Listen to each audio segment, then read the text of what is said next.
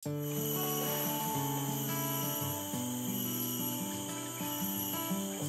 makan masih suka makan buah pisang. Dia makan buah pisang itu dalam satu hari bisa satu sisir yang kira-kira isinya 10 sampai 12 biji. Tapi di sekolah hutan ibu asuh diminta untuk tidak memberi buah pisang pada Obeni. Tapi karena dia suka, dia akan kami berikan 1 sampai 2 biji saja. Tapi terlihat dia ngambil buah tersebut dari temannya yang lain. Kenapa dia enggak dikasih buah pisang, Mbak Sri, dari medis? Ini berdasarkan dari medis itu untuk menjalani program diet Obeni.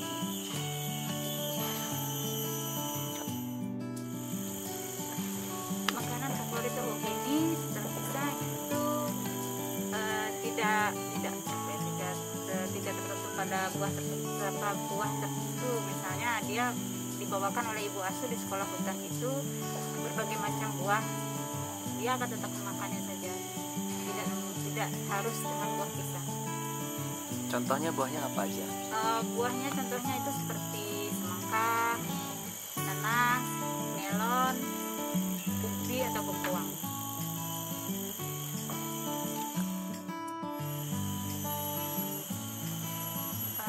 Untuk Obeni, dia sikapnya terhadap teman-teman kelompoknya itu sangat bersosialisasi atau bersahabat. Dia termasuk tidak penyendiri. Dia itu mudah bergaul dengan temannya.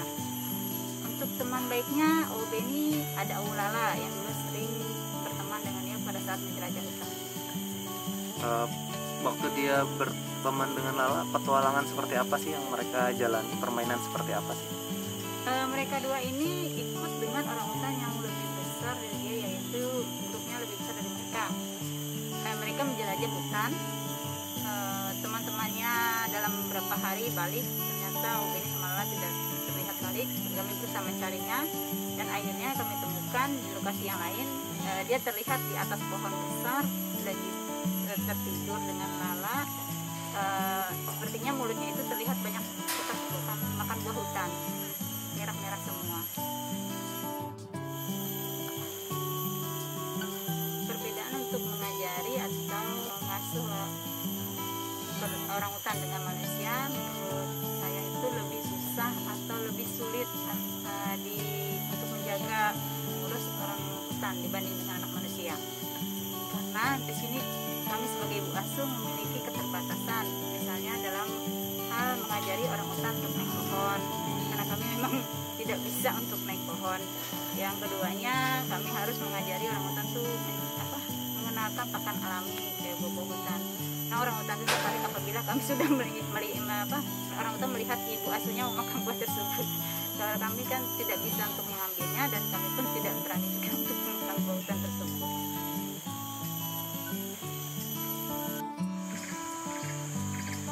Ya, saat ini Beni sudah seperti graduation ya, jadi lulus dari forest school dan persiapan untuk pre-island. Jadi Beni kita letakkan dulu di kompleks sosial bersama orang hutan lainnya. Di situ sebenarnya lebih meminimalisir untuk berinteraksi dengan babysitter sebelumnya. Tapi saya sangat percaya dan saya sangat yakin Beni masih mengenal babysitter yang merawat Beni sewaktu Beni masih kecil. Karena terlihat jelas sewaktu saya observasi atau teman-teman dokter hewan lain observasi, ketika ada babysitter lewat, Beni pun melihat ke arah babysitter dan seperti menyaut seperti itu, dan ya babysitter pun melakukan hal yang sama seperti itu. Jadi ya saya yakin juga pasti babysitter sedikit merasa kehilangan tapi bahagia ketika Beni akan ke pulau seperti itu. Tapi itu tidak hanya pada Beni, sebenarnya semua orang hutan seperti itu.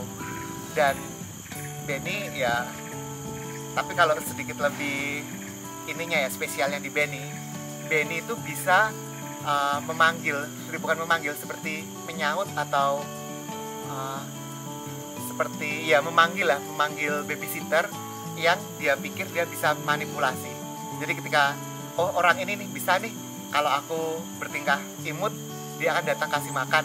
Jadi dia lebih memilih ke orang itu, dan dia tahu siapa orang-orangnya.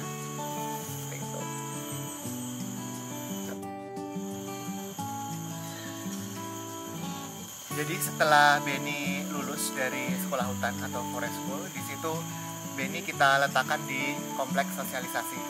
Di situ tujuannya apa? Karena kita tahu sendiri bahwa orangutan adalah makhluk semi soliter. Di situ kita tidak ingin Benny langsung terputus koneksinya dengan teman-teman sebayanya. Jadi kita ingin Benny masih menjalin hubungan yang baik dengan teman-teman sebayanya dan orangutan lainnya. Tetapi itu tidak berlangsung agak lama karena kita tahu sendiri bahwa Benny adalah orangutan yang cukup dominan.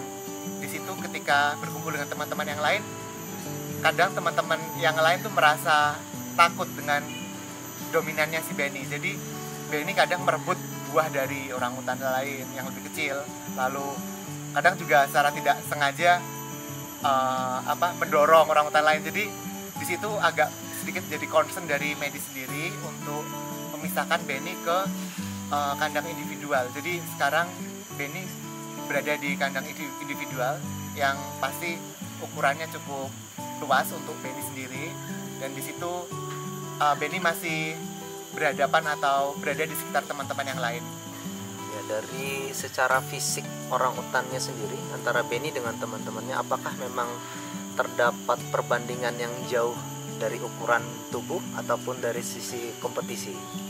Sebenarnya untuk ukuran dengan orangutan lain yang sebayanya, Benny cukup besar dibandingkan yang lain. Jadi walaupun dengan usia yang sama, tapi ukuran Benny lebih besar.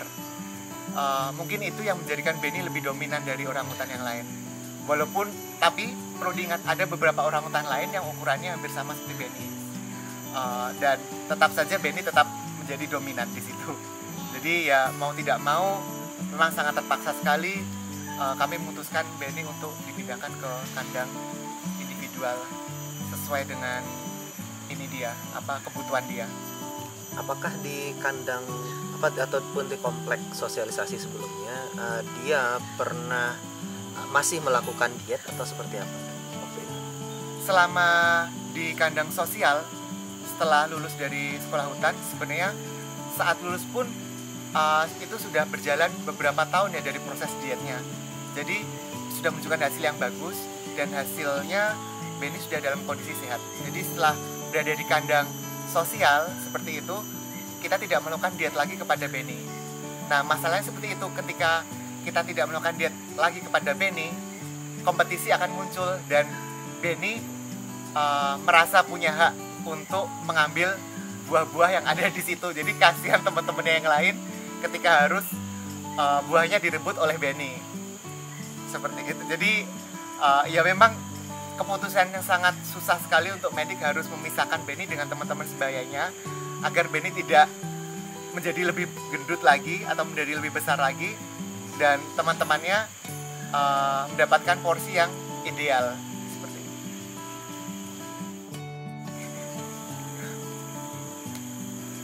Untuk kondisi ideal Benny, tempat ideal Benny itu seperti apa sih? Bukan mungkin ya, atau Benny berharap tempat ideal adalah tempat yang penuh pisang? Saya tidak tahu dan pasti itu bukan itu jawabannya.